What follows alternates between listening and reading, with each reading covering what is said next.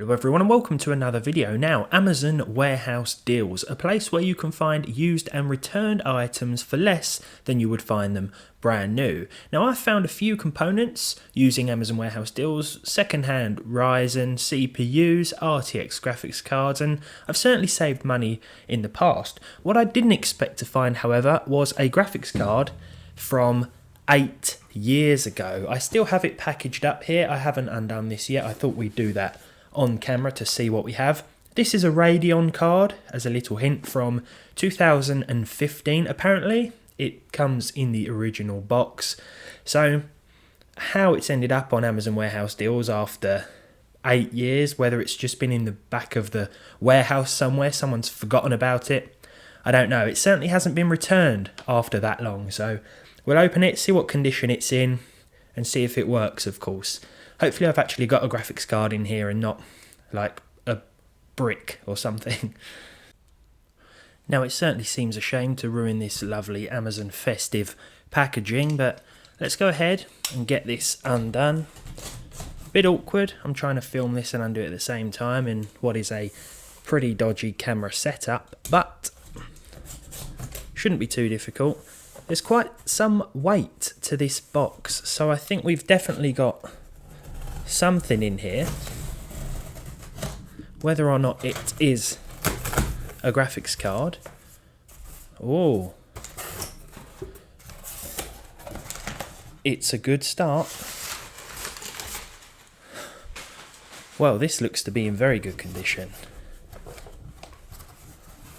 It's still wrapped up.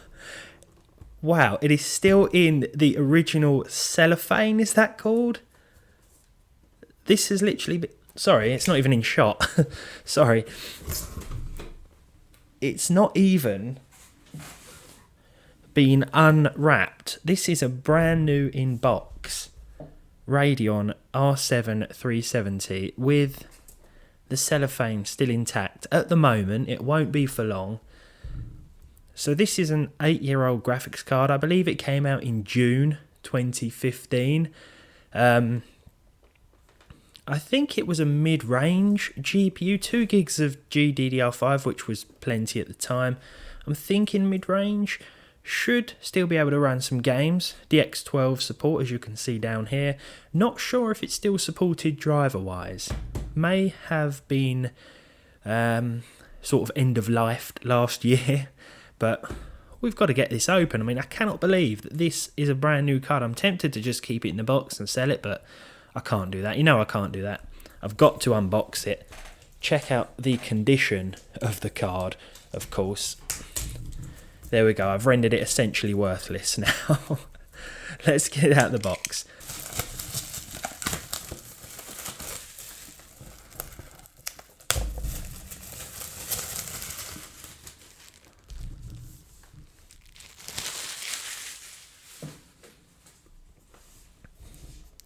Definitely still sealed at each end. Not for long.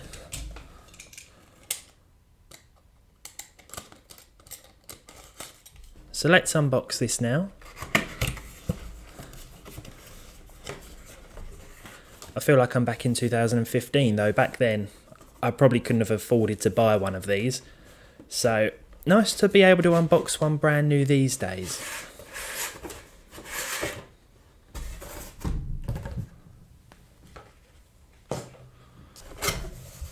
Wow, look at that.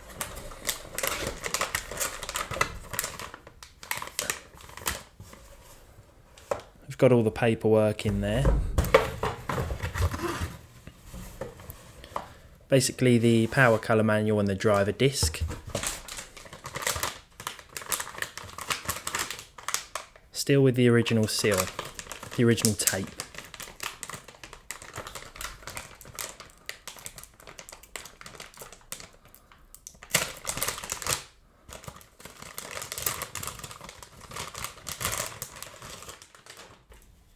Well, right.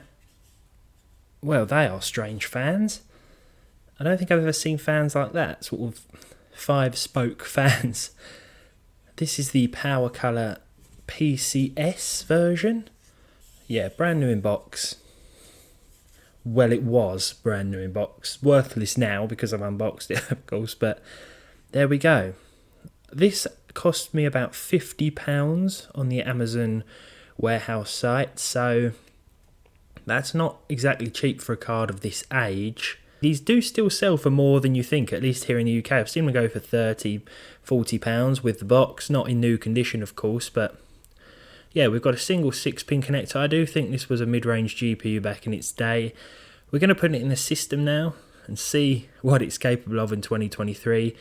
But I think for the money, getting a brand new card, that's really something special, especially one of this age. So I've just looked it up on my order history and it says the condition is used like new. Item will come in original packaging.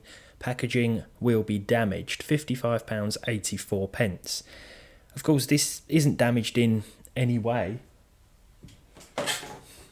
It was brand new and sealed, as you saw, and there's no damage to the outer box at all, so pretty pleased with that purchase.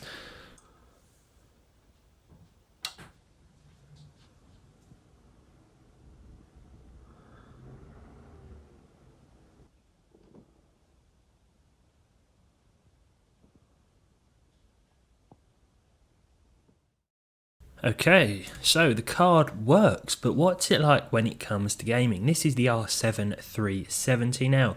GTA 5 is a game that came out on PC around about the time that this card was released, and as you can see, even with the normal textures and everything else set to high, we're getting a pretty solid result here with 88 FPS on average and some respectable percentile lows. The textures are set to normal, of course, because of that VRAM limitation. Moving on to Cyberpunk, and now we have 1080p once again, but with FSR 2.1 Ultra Performance. I'm surprised that this card can run this game at all, to be honest, as I thought the drivers did reach end of life status or legacy status last June, with the 22.6.1 release. You will get a warning in some games about the drivers being out of date, but even here, well, the game is running, and it does support FSR in a lot of titles, this card that is, which is going to be very handy. Moving on to Fortnite, 1080p with 100% 3D resolution. I didn't go with the performance mode, I just stuck with the low preset. FXAA was also enabled here for an average of 102 FPS. There were a few issues, as you can see, with that 0.1% low, but that tends to be the case in Fortnite, and overall the experience was very playable. I like to try and get as many frames as possible in this one, so I don't really feel the need to turn the settings up with a low-end card like this. Forza Horizon 5, 1080p with a very low preset. Now, very low performs a lot better than just low with this GPU. I'm surprised that we got as higher frames as we did, 51 here. Considering the VRAM limitation, we do get a warning when we fire up the game, and there will be instances where we do drop to the low 40s. That said, the percentile lows are pretty decent, pretty consistent overall with this one. When it comes to Marvel's Spider-Man Remastered, not even FSR 2.1 can help us here.